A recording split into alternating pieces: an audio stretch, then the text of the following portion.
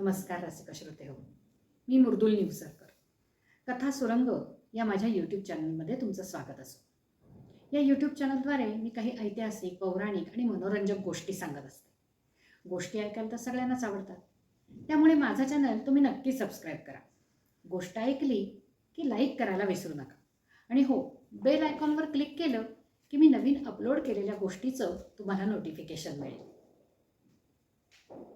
मागच्या वेळेला आपण एक ऐतिहासिक गोष्ट ऐकली होती, राणी पद्मिनीची. ह्या वेळेला मी तुम्हाला एक पौराणिक गोष्ट सांगणार आहे. बंगालच्या प्रसिद्ध लेखिका महाश्वेता देवी यांनी ही बंगालीमध्ये लिहिलेली कथा आहे. कथेचं नाव आहे कुंती आणि निषादी. कुरुक्षेत्रावरचं जेव्हा धर्मयुद्ध संपतं त्यावेळेला पांडवांचं राज्य सुरू होतं. सगळेच्या सगळे म्हणजे 100 कौरव मारले जातात. ह्याचं अपरिमित दुःख गांधारी आणि धृतराष्ट्राला होतं. दोघंजण वानप्रस्थाश्रम घ्यायचं ठरवतात. आता वानप्रस्थाश्रम म्हणजे हे दोघंजण वनात जाऊन राहणार. गांधारींनी डोळ्यावर पट्टी बांधलेली आणि धृतराष्ट्र तर जन्मांधच होता. मग अशा ह्या स्थितीमध्ये ते किती दिवस निभावणार? त्यांची सेवा कोण करणार? म्हणून कुंती सुद्धा त्यांच्याबरोबर त्यांच्या सेवेसाठी निघते. खरं तर कितीही मोठं मन. ज्या दोघांनी आयुष्यभर आपल्या मुलांचा द्वेष केला, ज्यांच्या मुलांनी आपल्या मुलांना मारण्यासाठी अनेक वेळेला प्रयत्न केले आणि शेवटी युद्धाला उभे राहिले, त्यांचीच सेवा करायला जायचं ह्याला मोठंच मन लागतं. कुंती, गांधारी आणि धृतराष्ट्र तिघजण वानप्रस्थाश्रमासाठी बाहेर पडतात. गंगा नदी ओलांडून पलीकडच्या जंगलामध्ये एक पर्णकुटी बांधून राहतात. गांधारी आणि धृतराष्ट्र तर नेहमी पर्णकुटीमध्येच असतात, तर कुंती ही आजूबाजूला जंगलात फिरून कधी कंदमुळं, कधी फळं, तर कधी जवळच्या झऱ्याचं, ओढ्याचं पाणी त्यांच्यासाठी घेऊन येत असे. ह्या जंगलामध्ये निषादी नावाचे आदिवासी लोक राहत होते. आपल्याला माहितीच आहे की आपल्या सह्याद्रीच्या डोंगरदऱ्यांमध्ये कोकरू, गोंड, कातकरी, भिल्ल असे अनेक आदिवासी राहतात. तसेच या गंगेच्या पलीकडच्या जंगलामध्ये त्यावेळेला निषादी जमातीचे आदिवासी लोक राहत असत. ही कुंती जेव्हा पाणी आणण्यासाठी किंवा फळं, कंदमुळं गोळा करण्यासाठी जंगलात जात असे, तेव्हा ओढ्याच्या काठी एका दगडावर बसून ती तिचं सगळं गतजीवन आणि गतवैभव आठवत असे. आणि तेव्हाच गतजीवनामध्ये आपण काय काय चुका केल्या आणि त्याचं आपल्याला आता प्रायश्चित्त घ्यायला पाहिजे असे विचार ती सतत बोलत असे. आजूबाजूच्या झाडांशी, वेलांशी ती ह्या गोष्टी बोलत असे, त्यांच्याजवळ मन मोकळं करत असे. त्याच वेळेला ह्या निषादी बायका जेव्हा जंगलामध्ये फिरत असत, त्यांचे ज्या वस्तू लोक विकत घेऊ शकतील अशा वस्तू त्या जंगलामध्ये फिरून गोळा करत असत.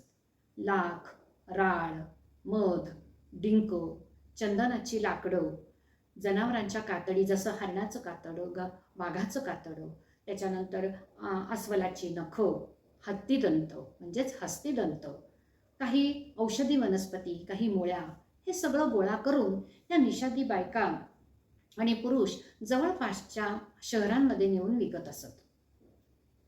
या निषादी बायका जेव्हा हे सगळं गोळा करायला येत तेव्हा त्या कुंतीला दगडावर बसलेल्या बघत आणि काही स्त्रिया त्या कुंती समोर येऊन उभ्या राहत. कुंती आपली गतजीवन आठवून बडबड करत असे आणि ह्या स्त्रिया ते ऐकून हसून निघून जात असत. कुंतीला मात्र खात्री होती की आपण जी भाषा बोलतो ती ह्या निषादी बायकांना कळत नाही. कुंती तिथे बसून गतजीवन आठवताना विचार करत असे की मी लहानपणी शूरसेनाची मुलगी होते. शूरसेन राजाची राजकन्या. माझं नाव पृथा होतं. नंतर मला कुंतीभोज राजाने दत्तक घेतलं आणि माझं नाव कुंती झालं. पण तिथे सुद्धा मी राजकन्या होते. राजवाड्यामध्ये मी कोड कौतुकात वाढत होते. मला काय हवं काय नको हे बघण्यासाठी अनेक दासी होत्या. एकदा दुर्वास मुनी आले होते. दुर्वास मुनी कोपिष्ट, त्यामुळे त्यांची सगळी व्यवस्था नीट व्हावी म्हणून कुंतीभोज राजांनी मलाच त्यांची सेवा करण्याची आज्ञा दिली होती. मनोभावे त्यांची सेवा केल्यामुळे दुर्वास मुनींनी मला उत्तम पुत्र व्हावेत म्हणून एक मंत्र दिला. दुर्वास ऋषी गेले आणि मी अधीर होऊन त्या मंत्राचा वापर केला. लग्न न होऊन सुद्धा सूर्याची आराधना करून मला कर्ण झाला. केवढी मोठी चूक केली. कुमारिका असून सुद्धा पदरात मूल पडलं. समाजाच्या भीतीने मी कर्णाला पाण्यात सोडून दिलं. त्याला आईची माया मी देऊ शकले नाही. माझ्या या उतावळेपणामुळे कर्णाला आयुष्यभर ही गोष्ट भोगावी लागली. कर्णा, मला क्षमा कर, माझ्याकडून अपराध झालेला आहे, असं कुंती नेहमी बोलायची आणि ती पुन्हा पुन्हा कर्णाची क्षमा मागायची. ह्या गोष्टी त्या निषादी बायका तिथे उभं राहून ऐकायच्या आणि हसून निघून जायच्या. कुंती ह्या गोष्टीकडे दुर्लक्ष करायची आणि ओढ्याचं पाणी पिऊन थोडंफार पाणी बरोबर घेऊन आपल्या पर्णकुटीमध्ये गांधारीची आणि धृतराष्ट्राची सेवा करण्यासाठी यायची. एकदा अशीच कुंती त्या दगडावर ओढ्याकाठी बसली होती. आज जंगलाचं वातावरण काही वेगळंच होतं. कुठला तरी धुरकट वास येत होता. पक्षी चित्रविचित्र प्रमाणे उडत होते आकाशात. त्यांच्या किलबिलाटामध्ये गोडवा नव्हता. आज प्राणी सैर भैर पळत सुटले होते, चित्कार करत होते. याचा अर्थ कुंतीला कळला नाही. ती नेहमीप्रमाणेच त्या दगडावर शांतपणे बसून गतजीवन आठवत होती आणि कर्णाची क्षमा मागत होती. तेवढ्यात एक निषादी स्त्री तिच्या समोर येऊन उभी राहिली आणि म्हणली, कुंती, अजूनही तू कर्णाचीच क्षमा मागतेस? असं म्हटल्यानंतर कुंती चमकून तिच्याकडे बघते, कारण एका राजघराण्यातल्या स्त्रीला एखाद्या निषादी बाईने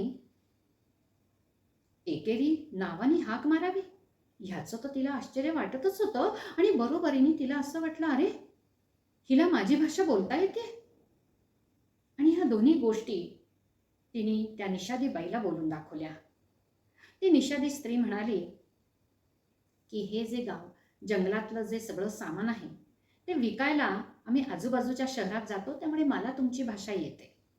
आणि दुसरी गोष्ट, मी तुला कुंतीच म्हणणार, कारण तू माझी अपराधी आहेस. तू जे महापातक केलेलं आहेस ना, त्याची जाणीवही तुला नाही असं मला दिसलं. कित्येक वेळेला मी इथे उभं राहून पाहिलं की तू कोणाची क्षमा मागतेस, तुझ्या मनाला काय डाचतंय, पण तू आत्तापर्यंत फक्त कर्णाचीच क्षमा मागितलीस. हे ऐकून कुंती चपापली. ती म्हटली, म्हणजे कुठल्या महापातकाविषयी बोलतेस तू? त्यावेळेला ती स्त्री म्हणली, लाक्षागृहातला प्रसंग आठवतोय? कुंती नीट आठवायला लागली. हिला नक्की काय म्हणायचंय हे कुंतीला समजेना. ती निषादी स्त्री तो प्रसंग सांगायला लागली. ती म्हणली, कुंती, तुला आठवतंय? तुम्हाला म्हणजे तुला आणि 5 पांडवांना लाक्षागृहामध्ये जाळून टाकण्याचा कट हा कौरवांनी केला होता. तो कट जेव्हा तुझ्या लक्षात आला तेव्हा त्यांना फसवण्यासाठी तू 5 निषादी पुरुषांना आणि एका स्त्रीला लाक्षागृहामध्ये जेवायला बोलवलंस. आदिवासींना कोणी जेवायला घालतं? राजघराण्यातली लोक. तू का बोलवलंस त्यांना? कारण त्याच्या मागे तुझा दुष्ट हेतू होता. कुंती काही बोलत नव्हती. ती नुसती डोळे विस्फारून त्या निषादी स्त्रीचं बोलणं कान टवकारून ऐकत होती. तिच्या डोळ्यासमोरून सगळा प्रसंग झरझर सरकत होता. निषादी स्त्री बोलत होती, त्या 5 युवकांना आणि त्या स्त्रीला तू जेवायला घातलंस आणि त्याच्यानंतर त्यांच्या समोर मद्याचे घडे ठेवलेस.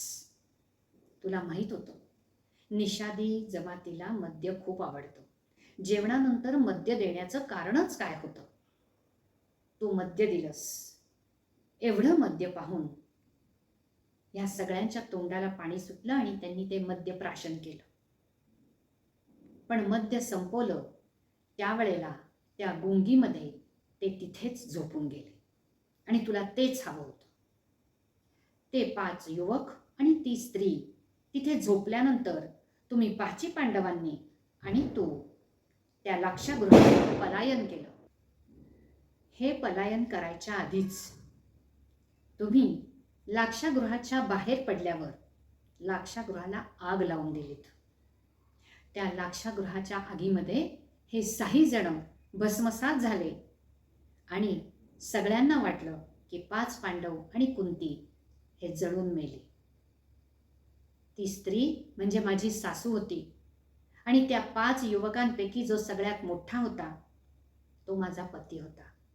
आमचं सगळं घराणं तू उद्ध्वस्त केलंस आणि त्याची शिक्षा आता तुला होणार.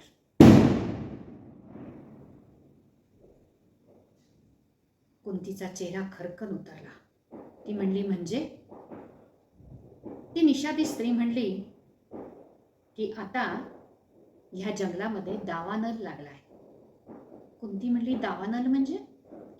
त्या स्त्रीने सांगितलं की ह्या जंगलामध्ये लाख आणि राळ याची खूप झाडं आहेत. दोन्ही ज्वालाग्रही पदार्थ आहेत. राळेचा रस खाली गळतो, तो वाळतो आणि ज्या वेळेला राळेला केळफुलासारखं मोठं फूल लागतं आणि ते जेव्हा गळून ह्या रसावर, वाळलेल्या रसावर आदळतं त्यावेळेला ते पेट घेतं. तशी आग लागलेली आहे.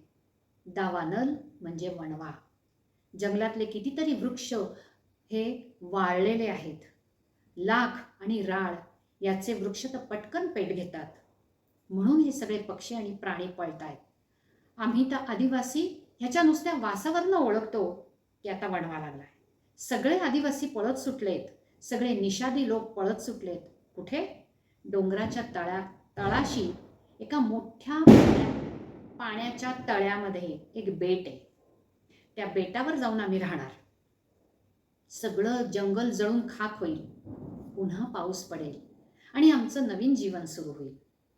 पण तुम्ही तर आता 3 वृद्ध झालेला आहात. तुम्हाला तर ह्या वणव्यातून, ह्या दावानलातून पळता येणं शक्यच नाही. जे कर्म तुम्ही केलंय त्याचं फळ तुम्ही आता भोगा. आम्ही चाललो, असं ती निषादी स्त्री म्हणते आणि हसत हसत निघून जाते. कुंतीच्या डोळ्यात पाणी तरळतं. कर्माचा सिद्धांत, जे कर्म केलं ते भोगावं लागणार. ती तिथून उठते, पर्णकुटीमध्ये येते आणि दावानलाची कथा ही गांधारी आणि धृतराष्ट्राला सांगते. 3 जण डोळे मिटून शांतपणे बसतात आणि मृत्यूची वाट बघतात. त्यांच्याकडे काही उपायही नसतो.